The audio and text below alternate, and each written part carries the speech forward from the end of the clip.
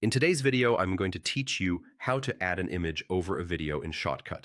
We'll keep it simple. You'll create a new track, bring in your image, place it above your footage, and use one filter to size and position it exactly where you want. First, make sure your timeline is visible.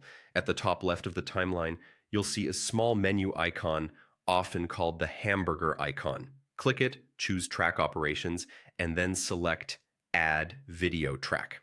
This adds a new empty layer above your existing clips, which is where the image will live, so it appears on top of your video. Next, go up to the main toolbar and click Open, browse to the image file you want to use. Once it loads, drag that image from the viewer straight onto the new video track you just created.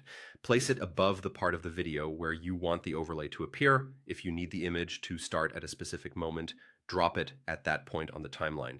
If you don't see it, double-check that the image clip sits on the higher track. Items on higher tracks display over lower ones. Now let's size and position the image.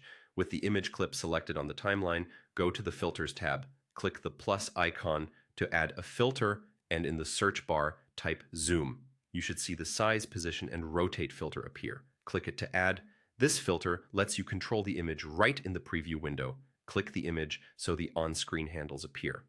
Drag a corner handle inward to shrink or outward to enlarge. Try to keep your cursor near the corner to maintain proportions and avoid distortion.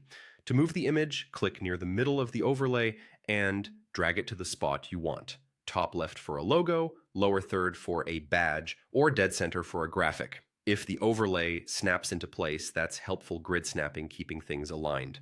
Use the preview to make sure nothing important in your video is covered. Give it a quick playback to confirm the timing, size, and position. If something feels off, select the image clip and tweak the filter settings, or adjust the clip's placement on the track until it looks right. That's it. Your image is now overlaid on your video in Shotcut.